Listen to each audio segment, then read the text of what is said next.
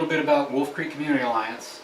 Our mission is to protect, preserve, and restore the Wolf Creek watershed. A big part of that is water quality. It's our oldest program. It's why our organization got started in 2003 to combat water quality issues in Wolf Creek. So this is kind of our bread and butter.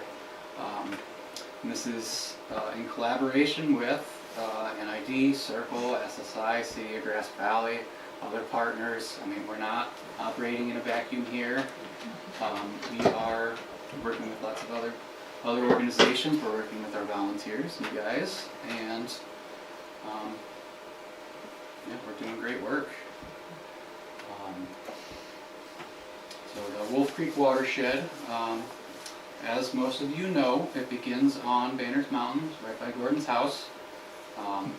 It feeds into the Bear River, just on the south side of Nevada County, just a few miles from our Peterson Preserve, Wolf Creek Peterson Preserves. And it's a little odd in terms of watersheds in that it fits entirely within Nevada County. Most of the time, you know, watersheds don't care about political boundaries, but this one does apparently.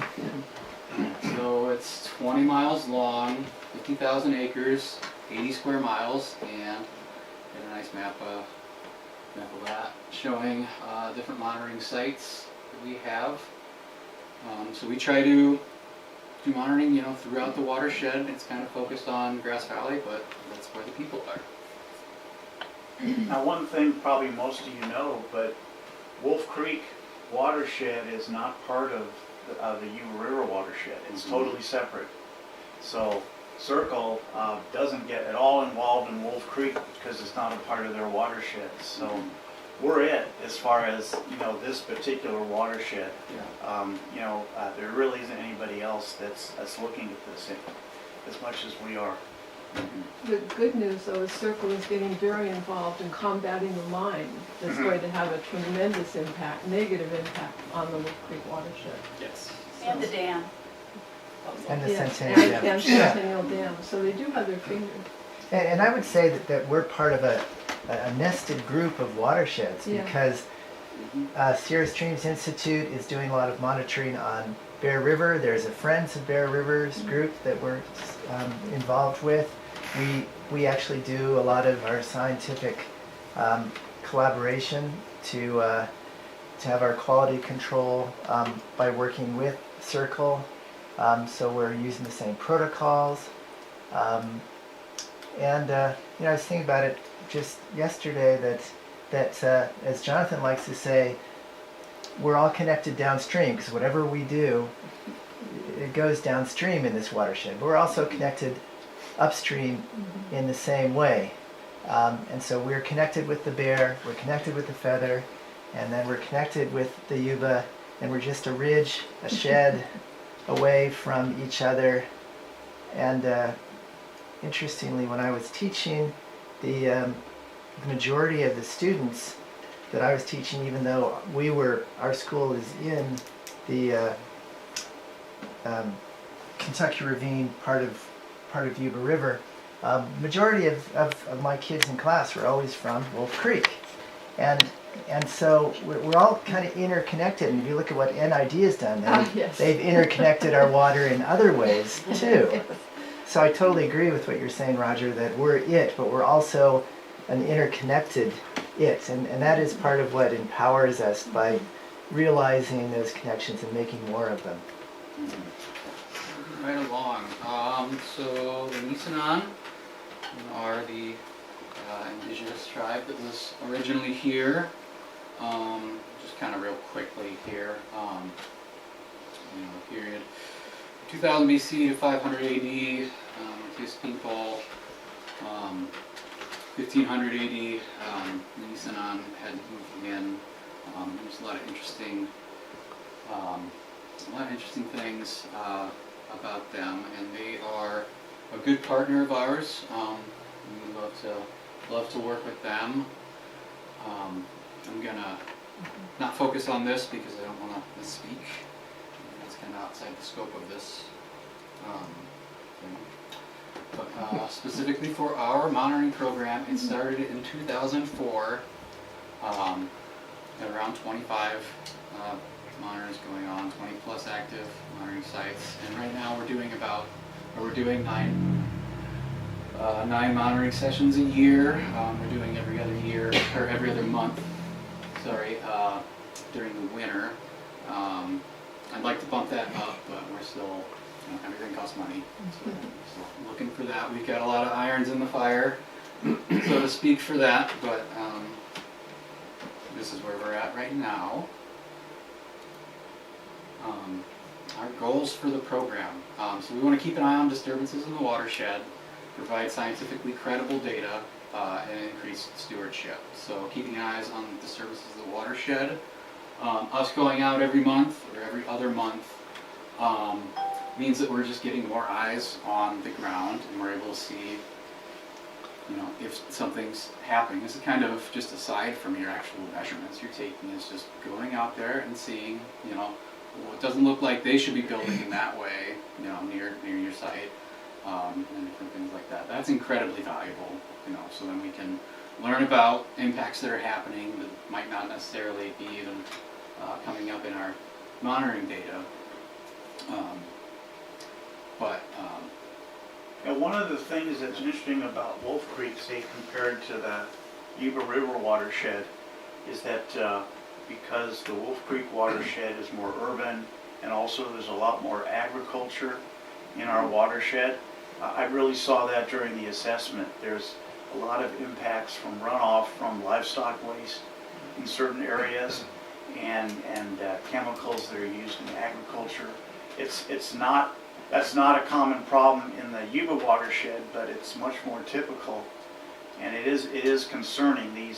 We talk about mining, but these other non-point pollution sources are impactful for the Wolf Creek watershed, and we saw that during the assessment work we did. Question, is there a documented process if you see something, as Jonathan did with the Lunarica development, all the silt getting into Wolf Creek? Is there a process to follow to make sure the appropriate people are alerted? So the appropriate person is me, and then so you go But out. it should be. You can write it in the comment section. Yeah, I was just going to say that the comment section really is where you make your corridor notes. If there are, if you've noticed fish, if you've noticed a petroleum sheen or anything like that, make sure that you highlight that. Yeah. So in terms of the process, the next step. So Yeah, if somebody so- writes a comment. Right. So you write the comment, and you let me know, and then once basically once I know that there's a problem, then we can start. I'll confer with our board and everything, and then we can work on a smart approach to getting that resolved. I mean, that's kind of our overarching goal, is to limit impacts on the creek, and we could kind of go about it in a lot of different ways as an organization. Whether we want to pursue litigation perhaps, or just something else. Would you say that sending an attached photo of what they're looking at too? Yeah, so that would be helpful. If that kind of documentation isn't there, I would do that. Right. So I don't necessarily want to place the onus on doing that kind of thing on you guys. We just need to know that something's happening. Photos are good though. Doing not everybody scientifically does. credible data. Yeah, no, I know. It's true. So this is, we can't just go out and collect measurements however we want, using whatever procedure we want. That's just not good. We need to match with what other organizations are doing, what the state would like us to do, and that means that down the line it's credible data. Nobody can say, oh, your procedures aren't good enough, or different things, or specifically for here, oh, you have these monitors and they've never been trained, and nobody went through a formal training program or things like that. So we need to do that. Everybody's doing a great job with that, but we need to stay on top of it to make sure we're not getting bad habits, I guess is the best way of putting it. Okay, so what do we test for? We test for several different parameters. We test for temperature, pH, conductivity, dissolved oxygen, turbidity, flow, and algal blooms. We do site selection with several different criteria. First is the major land use. If there's any critical habitat nearby, safe access. Are there any water quality impairments that we've seen previously? We look at existing data that's already been collected in the past. And then we look at if there's any restoration projects that are going on in the area as well. We want to collect data for that. Okay, so we collaborate with a number of different groups. The biggest ones are the Nevada Irrigation District, Sierra Stream Institute, and the South Yuba River Citizens League, and we do collaborate with others. Data. This will be our 20th year collecting data. For a lot of our sites, the goal is 10 years of baseline data. We've gone past that now because we're doing our 20th year, but that's not the case for every single monitoring site. That allows us to keep track of seasonal trends, and what we're really looking for is looking for land use impacts. It's going to impact our water quality. All right. What will we give you, our monitors? Well, first we give you a system for monitoring. So that kind of is just everything that's in place.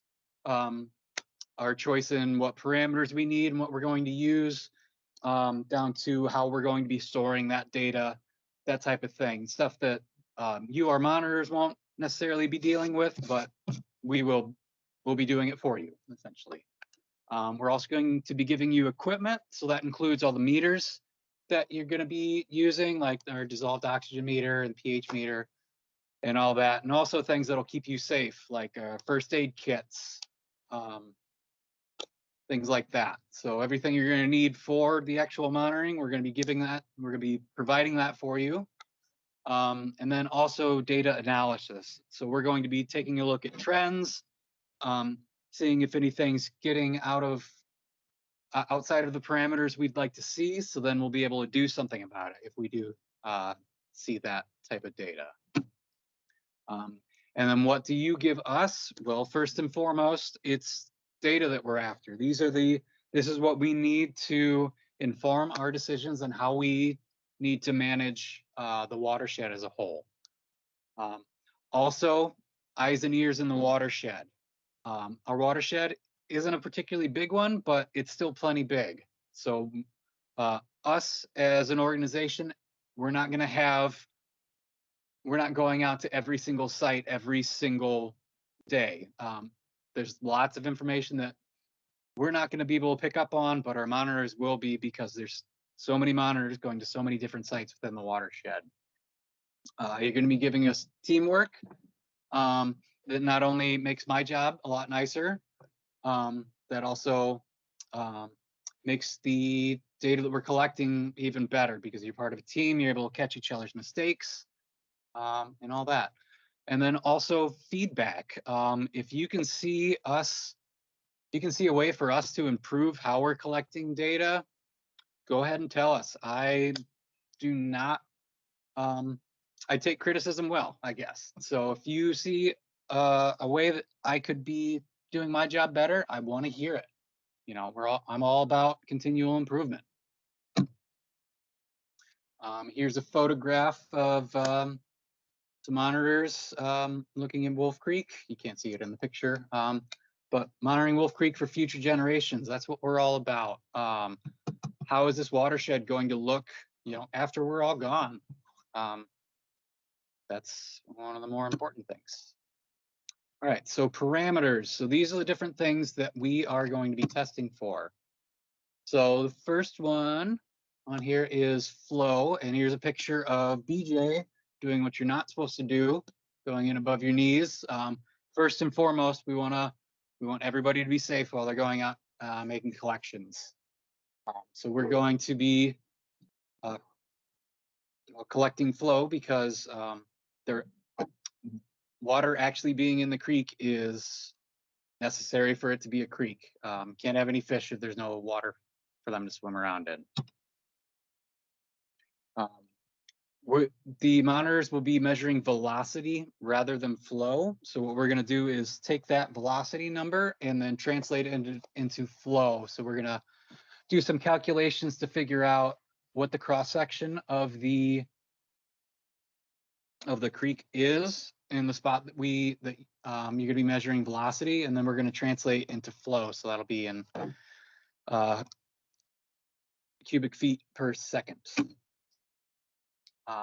So when you are selecting a stretch that you're going to be measuring velocity from, and you're going to be using something that's buoyant, we recommend an orange peel going from one point to the next and timing that. So that'll give you the velocity of it. But you want to be careful about where you make that measurement because there's some things that can affect your measurements. First off, you want to have it close to your monitoring site. You already established monitoring sites, so then we're not, spending a bunch of time just walking to the place. It needs to be straight. If you have a big curves in the section, it's going to throw off your numbers. It needs to be a uniform width. If it's not, then the calculations we're going to be using to translate your velocity measurements into flow, that's going to screw up those numbers. And then also it shouldn't have any obstacles, debris, anything that would disrupt the flow in the creek. So that will also tarnish the numbers. Another thing that we collect is temperature. Organisms require specific temperature ranges to survive and grow. Water temperature will change how much dissolved oxygen is in the water. It'll change pH, and it can change bacteria levels. Then water temperature can be affected by turbidity. That'll actually be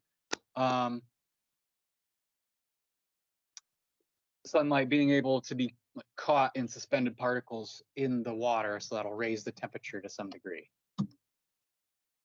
Another big one we collect is pH.